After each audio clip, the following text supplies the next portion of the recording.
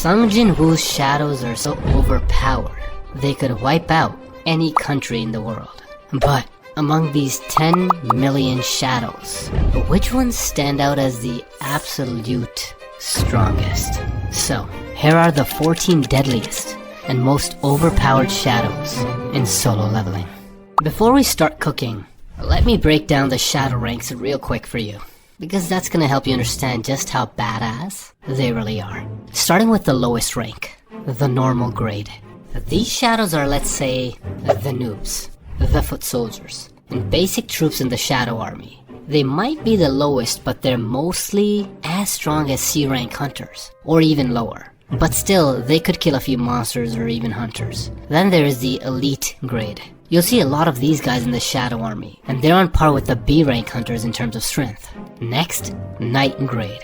They're on the same level as A rank hunters, and once they hit this grade or above, Jin Woo can start giving them names. Once shadows level up to elite knight grade, they'll be as strong as S rank hunters. Now, just a heads up on the next two ranks, it might get a bit confusing because in the light novel they're known as commanders, but in the webtoon they go by general grade.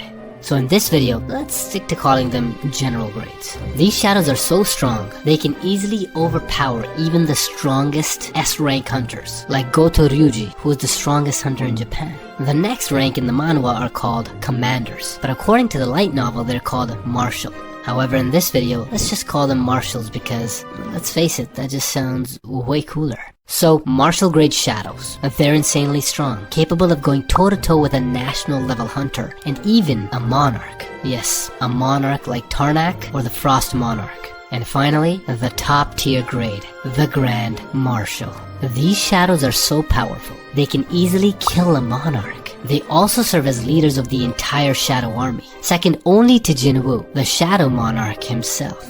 Now, let's start with the Ant Queen. After Jin Woo defeated the Ant King and named him Beru, he extracted the shadow of the Ant Queen. Right off the bat, this girl was at a general rank as a shadow, but compared to the other shadows, she was actually useless. Reminds me of Sakura. I know that she was pretty tough back when she was alive. Like, she could go head-to-head with multiple S-rank hunters, especially because of her ability to shoot out a massive amount of purple poison. This poison was so deadly, it seriously injured two powerful, well-geared S-rank hunters. Yet, according to Beru, her true power wasn't about her strength. It was how she could give birth to thousands of baby ants for like 4 years. Damn, there's a lot of babies. I mean, it's a superpower, alright. Like, I think one baby is a lot, you know? How many babies can you handle as a parent? And each new batch of ants was even stronger and smarter than the ones before. Plus, she could genetically breed them. For example, the Ant King. This means her real strength is creating an army all by herself, making them terrifying, since multiple S-rank hunters struggled against them. But despite being at a general grade, after Beru mentioned that the Ant Queen's main thing was having babies, and since she couldn't do that anymore without a real body, she was really not cut out for battle. On top of that, Jin Woo realized she actually started to control the shadow ants, overpowering his own authority over them. Wait, someone else controlling shadows other than Jin Woo? That's why Jin Woo cancelled the extraction. Instead of arise, he said derise. And even if Jin Woo had kept this shadow, she'd still be kinda useless, unless she could just, spam poison everybody. When Jin Woo finally kicked Baran's ass, he turned the wyvern Kaiselen into a shadow, and since he forgot Wyvern's original name, he just named it Kaizel. Sung Drip Woo basically stole the Demon King's ride. The bad news is, throughout the entire story, Kaizel's mainly just flying around. Seriously, like about 80% of the time. The Shadow's job is to be Jin Woo's trusty Hot Wheels, especially when he can't use Shadow Exchange because it's on cooldown. We never actually see Kaizel fight, which is kind of a waste because he's basically night grade, but his ability to fly is a huge advantage. If Kaizel fought shadows like the Ant Queen, he could simply pick her up and drop her from midair and game over. However, that's only if the target is alive, with flesh and blood. Since they're shadows, they might not die easily from a fall. Regardless, the feeling is terrifying. Kaizel would be even deadlier if he could breathe fire. Wait, what if he does breathe fire? I don't know if he does, but imagine if he could. Plus, with his ability to fly, this wyvern could be a killing machine. Also, just so we're clear, wyverns and dragons, not the same thing. Wyverns walk on 2 legs. Dragons have 4. Next up, Tank. This big guy came from a nice bear that Jin Woo encountered during the Red Gate incident. Thanks to being, well, a big-ass bear, he charges into battle using his pure animal instincts to thrash everything in his path into submission. Tank might look like he's all brawn and no brains, but don't let his looks fool you. The guy's a smartass, cause he's capable of teaming up with Iron to take down one of Karglan's top generals. Well, you know what? That's actually legit in real life too, cause bears are really smart. They're on the same level as apes in terms of brain power. Tank totally leveled up by sticking close to Jin Woo, becoming an absolute unit in the army. He's now a Knight grade, which is as beefed as an A-rank hunter. Tank can also crush through demons and knock them down easily. Plus, with just one bear swipe, he instantly killed a Naga. Those are half human, half serpents, by the way. So even if Tank had fought the Ant Queen, you know, if she'd remained as, a shadow, and even if she was toxic, that wouldn't have worked on this bear. You know why? Because he's not just any shadow, bruh. It's in his name. Or read it. Since spitting poison was the Ant Queen's main move, if that didn't work, everything else would have been useless against Tank. But if Tank fought Kai'Zal, that'd actually be a good match. Because even though Tank is massive, reaching a shadow that can fly to the goddamn stratosphere is impossible. Next, Min Byung-gyu. This homie was top tier, S rank with crazy healing powers. I mean, bruh could instantly heal any wounded hunters. Like, he quickly grew back Ma Dong-wook's arms after the Ant King ripped them off. I wish he could have done that, when he lost his head. I know, dark.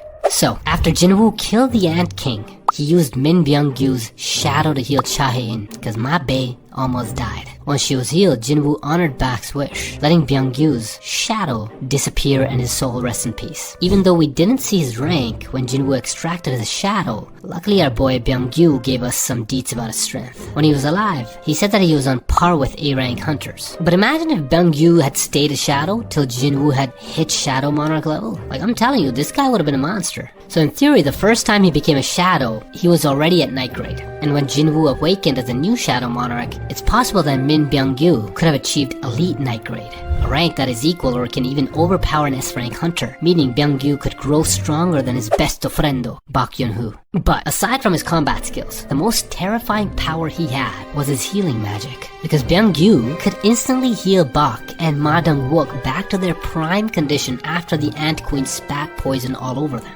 And he could easily heal Cha-hae-in back to full health from the brink of death. Not only that, but he was able to buff the stats of his fellow hunters. So if he had remained a shadow, Byung-gyu would have been perfect for supporting the shadow army, and especially Jin Woo because he could heal them and give them a lot of buffs. Like, this guy can both help fight and support his teammates. This is the ideal partner in life, guys. Wow, girls, get you a guy like this one. Plus, Byung-gyu's got invisibility, or Invi for short. That means you won't catch even a glimpse of him, physically or magically, unless you're the Ant King. And if Min Byung-gyu had stayed as a shadow, I bet he could have taken down the Ant Queen solo. Though if he fought Tank, it might have been a showdown. If Tank tried to attack Byung-gyu, Bro could just buff himself up and heal right back. Since Tank is only at Knight grade, Byung-gyu's got a solid shot at winning because, he's theoretically an elite Knight grade. Now, Kai'Zal versus Byung-gyu. If Kai'Zal stays grounded, Byung-gyu's got a shot. But if Kai'Zal takes to the skies, that's a different story, unless Byung-gyu's, not scared of heights. I'm not scared of heights. You're scared of heights, aren't you? Next, the Giants. During the raid on Tokyo, Jin Woo turned them into shadows. And bro, let me tell you, these big boys are tough. Tough enough to fight an S-rank hunter. This actually happened with the Japanese S-rank hunters, because these giants aren't just huge, they're also super fast. Like, what? They're so overpowered, they've basically defied the laws of physics. The bigger you are, the slower you'll move. But, they are from another world. So I guess they said, to hell with gravity from this world. I didn't know you could just make a decision like that. Yet it's not just the S-rank hunters who had a problem dealing with these giants. Liu Zhugang, a national level hunter from China, struggled just to take down one of them. And if tackling one giant is a big deal, pun intended, just imagine facing off against 12 or 30 of them. This means that these giants could destroy an entire country. If Jin Woo hadn't stepped in, they could have easily wiped out Japan. So if you try to fight these giants solo style, then yeah, that's a death wish, unless you're Captain Levi. Even on a 1v1, it'd be a tough fight, even for the likes of Tank or Min Byung-gyu. Sure, they might land some hits, but taking them down is a challenge. So the only way to defeat a giant is you gotta outnumber them. But there is one shadow who can take on these giants, and that is Jima.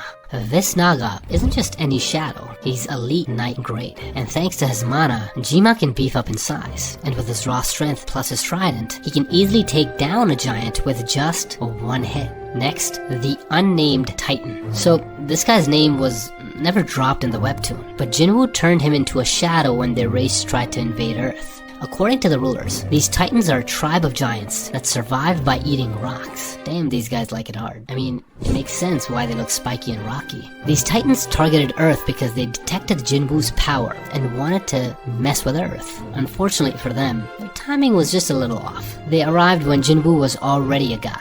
Now, check out this big guy. You see, he explained that titans decrease their size when they're ready to use their full power. But not all titans can pull this off. Only the best warriors like him, and just as he's spilling the tea, Belian chops off his head. And just like that, we didn't get to see any of his moves. The next time we catch this unnamed titan, he's up against Jin Woo's son, Sung Jin Woo, and looks like he's about to unleash his full power. Oh, never mind. But, considering he's teaming up with Jima and the 3 dragons, that means his power level is on par with, or slightly stronger than these heavy hitters. This means he's around an elite night grade, which as you know is tough enough to fight an S-rank hunter. We didn't really get to see him go all out cause Belian, Jin Woo, and Suho are just way too OP for him, but I bet this dude could totally fight Jima and those giants. Even though this unnamed titan seemed like he had planetary level power, I believe Iron is stronger than him. Iron is another shadow Jin Woo extracted during the Red Gate incident. And Iron is a shadow who, to put it simply, is out of pocket. This guy's always going ham in fights and destroying stuff left, right, and center. Think of him like the Hulk, but armed with a hammer and decked out in armor. He's always bragging about his victories and gets super pissed if his special move, the Shout of Provocation, doesn't work on his enemies. By the way, this skill gets enemies all riled up to target him, making them come at him blindly. But it doesn't work on enemies stronger than him, and that's exactly why he gets so frustrated. You know, it reminds me of my sister, my little sister, who's not so little anymore. She's 28, and she's still a pain in the ass. So, even though Jin Woo thinks Iron's a bit of a knucklehead, he keeps him on the team because he always smashes it whenever he fights. After Jin Woo's awakening, Iron's rank was increased from Night Grade to Elite Night Grade, which means he can tussle with any S-rank hunters. Plus, he can easily smash a giant's head. So it's possible that even if Jima can grow in size, Iron can still take him on. And even when he was a Night Grade, the guy was so jacked, he easily dragged the corpse of a high-level demon with just one head. Next, Greed. This shadow was extracted from Hwang Dong-soo, a total douche, who wanted to kill Jin Woo to avenge his big bro, who was also a douche. Hwang Dong-soo ended up dying because he kidnapped and tortured Jin Woo's friend, Jin Hoo. After that, he turned him into a shadow. Jin Woo named him Greed because he died being greedy. But what's really interesting about this guy is that he was already at general grade when Jin Woo turned him into a shadow. And general grade shadows are way stronger than S-rank hunters. However, even though Greed is super powerful, we never really got to see what he's fully capable of. The only time we got a glimpse of his power was when he easily broke out of the Frost Monarch's ice prison and just flexed his damn muscles. Still, it's crystal clear that Greed is stronger than Iron, even though Iron got more, screen time. Because Hwang Dong-soo was already S-rank when he got turned into a shadow, while Iron, Kim Chol, was just an A-rank. Next up, we've got Tusk. He was originally a High Orc shaman named Kargalgan that Jin Woo ran into during a team-up raid with some hunters on an A-rank gate. Once Kargalgan turned into a shadow, he was already at Elite Night Grade. And he's so strong that with just one of his fire spells, he can wipe out demons and giants like it's nothing. Plus, he's got gravitation magic. He can levitate his target and then toss them around, slamming them into the ground over and over until every bone in their body's broken. But that spell is just the most basic one. His strongest spells are part of what I call the Hymn series, because most of these spells start with the word Hymn. By the way, these spells are actually based on the zodiac signs. Did you know that? First up, the Hymn Protection. Tusk can create a shield around himself or a target, perfect for defense. So even if he's up against strong ops, or even shadows like Greed or Iron, he can easily block their attacks. Tusk's got spells with debuffs too, like the Hymn of Frenzy. This spell weakens the target's defense, and cranks up the damage they take from attacks. So even if you're tough like Iron or Tank, this spell still means trouble. Another debuff spell is the Hymn of Agony, which curses his targets with intense pain. Then there's the Hymn of Blindness, which, just like it sounds, will literally blind you. And for those hunters out there who are super strong or athletic, Tusk can drain your stamina with the Hymn of Slumber. Next up is the Hymn of Lethargy, which is perfect for handling my friend's cat, because that mofo is just jumping up everywhere. Oh, sorry, back to topic. Hymn of Lethargy is perfect for handling super speedy opponents. With this power, Tusk can literally freeze them in place. Yeah, no, I really need this for that cat. And don't forget about the Hymn of Giants. Tusk can grow in size with his mana, so whether you're Kojima, a giant, or even a titan, Tusk can take you on with this spell. He can also use the Hymn of Strengthening, a buff that boosts his or his target's strength. So if he's up against greed, Tusk can use this spell to match or even overpower his opponent's strength. But, of course, he can't fight with the buffs and debuffs alone. He also has offensive spells, like Hymn of the Blazing Fire, where Tusk shoots off a wave of fireballs. Yet fireballs are nothing compared to the Hymn of the Fire Dragon. When Tusk uses it, his hood transforms into a dragon's head, blasting out a massive fire beam from his mouth. And with this special item called the Orb of Avarice, the fire beam gets even stronger. It's so powerful, it totally wiped out the Demon King's attack like it was a flame from a lighter that he blew on. By the way, Baron is basically the copied version of the Monarch of White Flames, meaning Tusk was already as strong as a Monarch when he hit Elite Knight grade. After Jin Woo awakened, Tusk instantly leveled up to General grade, and at this grade he flexes powers against the 3 Shadow Dragons. His Hymn of the Fire Dragon, especially with the Orb of Avarice, prove his power is way beyond the 3 dragons combined. When the Titans tried to invade Earth, Tusk easily wiped them out. Also, even though Greed and Tusk are at the same rank, I still believe Tusk is stronger. He's got a lot of advantages because he simply has more tricks up his sleeves. Next, Ignis. Quick recap. He used to serve Ashborn, the original Shadow Monarch. When Ashborn decided it was time to retire and choose a human successor, he instructed Ignis to test Jin Woo, to see if he was worthy to become Ashborn's vessel. At first, Ignis didn't like Jin Woo, but after Jin Woo kicked his ass and turned him into a shadow, he slowly accepted his new master. By the way, when Jin Woo first fought Ignis's true powers were sealed. But even without being at full strength, he almost killed Jin Woo. When he finally became a shadow under Jin Woo, Ignis was at Night grade, making him as strong as an A-rank hunter. But when Jin Woo stepped up as the new Shadow Monarch, Ignis's true rank was revealed, and he was at Martial grade, which means that Ignis has been at Martial grade this whole time. That's crazy. Since Ignis has been a swordsman for what? I don't know, eons? Yeah, eons, bro. Like, he's the top DPS swordsman, like, damage per second in the Shadow Army. Plus, Ignis is kinda like a Jedi because he can move things with his mind. I mean, of course, there's a limit to it. Not only that, he also wields the Demon King's sword. This sword is crazy strong, and makes the user's attack go up by like 350 points, making it Jin Woo's second best weapon. Also, it has this cool move called the Storm of White Flames that summons endless lightning storms every time Ignis swings the sword. And as a martial grade shadow, he has the power to fight a national level hunter or even stand toe to toe with a monarch. When Jin Woo went away for a few minutes to hunt Rakan, the Monarch of Fangs, Ignis was so overpowered that he legit held off the Frost Monarch solo.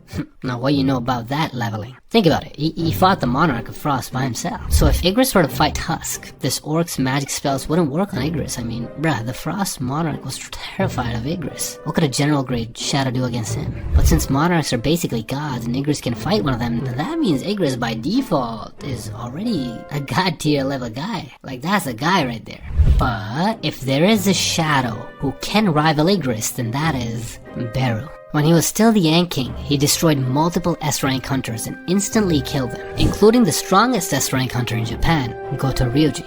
When Beru became a shadow, he was already at general grade, and at this grade he was already very strong because he single-handedly slaughtered what was left of the ant colony in Jeju Island. He could also solo a dungeon, and with his brute strength he nearly killed Cha Hae-in while training because he lost control. Thank the gods, Jin Woo interfered because I almost lost my waifu. Jin Woo almost lost his waifu. After reaching the martial grade, and during the fight with the monarchs, Beru's sheer strength let him escape from the Frost Monarch's ice prison. So, even if Tusk could use the Hymn of Protection, there's a chance that Beru could destroy that. Or even if you were as tanky as Iron, that wasn't gonna work on Beru.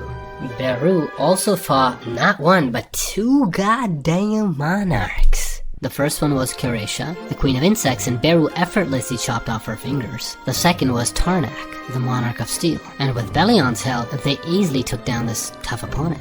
Beru can also act as a tank because of his super tough outer shell. Like, he could handle Jin Woo's hits during their training sessions. Apart from Beru's strength and durable exoskeleton, his speed is what truly stands out. This guy is lightning, because he can fly from Jeju Island to Busan in just minutes. Yeah, that's like 301 kilometers per hour. And he effortlessly dodged Cha Hae-in's attacks without even moving his feet. Beru also has a way to further increase his speed or strength. Since he has the power to manipulate his body size, he can grow bigger to boost his strength, though it'll slightly slow him down. and alternatively, he can speed up by shrinking down his size. Beru also has another overpowered skill called Gluttony, letting him absorb the skills and knowledge from anyone he eats. Just like Min Byung-gyu, for example. That's probably why Beru can heal. But bruh, I've been thinking, can Beru overpower Ignis with his speed? I mean, they're both martial, and I know Ignis is fast, but Beru is faster. I know that Jin Woo mentioned that Beru was stronger than Ignis, but that was way before Jin Woo's awakening. So, I gotta be honest my guys, I'm not really sure. And if you're trying to run away from this bad boy, there's a slim chance you might escape cause Beru's not just fast. The guy can also whip out paralysis poison. Beru can launch super toxic poison using his sword-like tongue. This poison's got some serious kick to it, or serious magic to it, that can take out enemies in just a few seconds. Well, you can survive this if you have a debuff immunity like Jin Woo.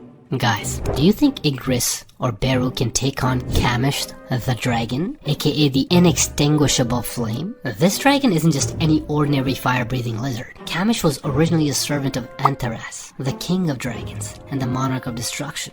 Let me tell you, Kamish was like the biggest disaster that was ever experienced in human history. Everyone who got a taste of his wrath was so traumatized that they just wanted to forget the horror they experienced that day. So during the first war with the rulers, the enemy captured him and implanted an essence stone inside his body. When he arrived on Earth, he was the first boss to appear at an S-rank gate. Kamish went totally wild on the American West Coast and single-handedly wiped out hundreds of top-ranking hunters. The chaos didn't stop until the last 5 S-rank hunters, including Thomas Andre, teamed up and finally managed to kill him. We saw just how strong Kamish was when Jin Woo turned him into a shadow. He easily smashed through that magic glass that everyone thought was super tough and unbreakable. Sadly, we never got a chance to see his rank, but since he killed hundreds of top-ranking hunters, he could possibly be at martial grade.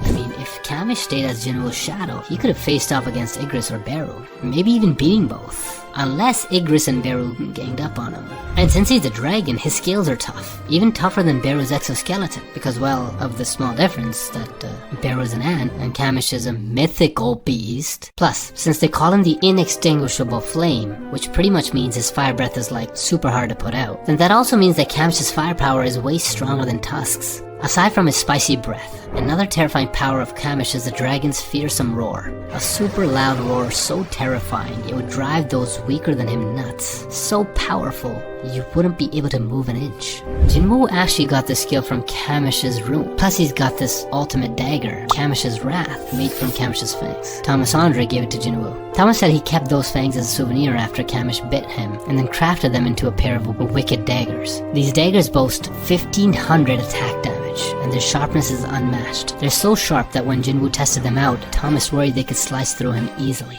even with his defenses fully strengthened. Which means Kamish's fangs could bite through a national level hunter's armor like it's nothing. So even if Beru's got tough armor, Kamish could chew through it like it's candy. I just realized, if Kamish's shadow hadn't failed to be extracted, and Jin Woo had the rune, the dagger, and the shadow of the dragon itself, Jin Woo could have had the full set, bro.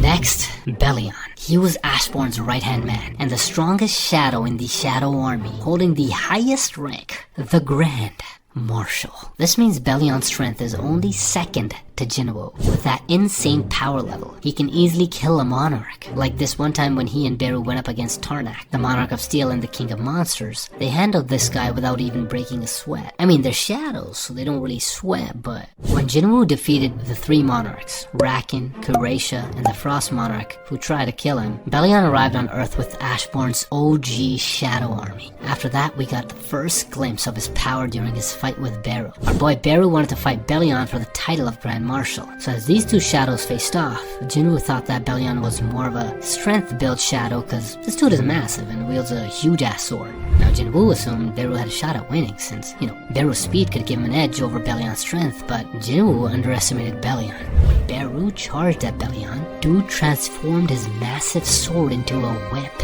So even though Beru was super fast, Bellion just easily stopped him. Not only that, a single strike from Bellion is so powerful, it made the ground crumble. So if Beru with his immense speed was useless against Bellion, then it's possible that even if Ignis were to fight Bellion, there would be a chance that he could stop Ignis's movements as well. Despite his gigantic physique, Bellion was super fast, especially when he instantly killed the nameless Titan I mentioned earlier. Bellion was so quick that the Titan didn't even see him coming.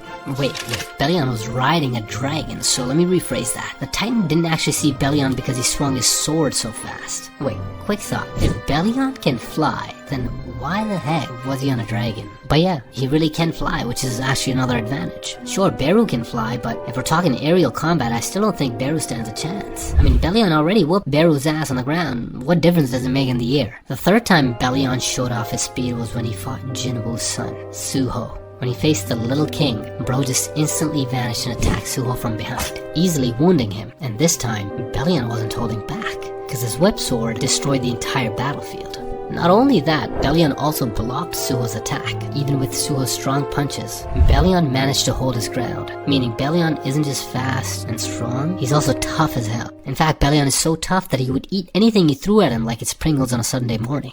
Despite his strength, Suho finally saw Bellion's weakness, and that's when the Little King grabbed Bellion's sword and managed to stop it. So maybe Beru and Ignis could stand a chance if they, teamed up and grabbed and hugged his sword. Now, if Bellion survived a punch from the son of the strongest monarch, and the potential future strongest monarch, what could a dragon, an insect, and knight possibly do against him? But even though Bellion is overpowered, there's no chance he would win against his own master, who's basically one of the strongest gods in solo leveling.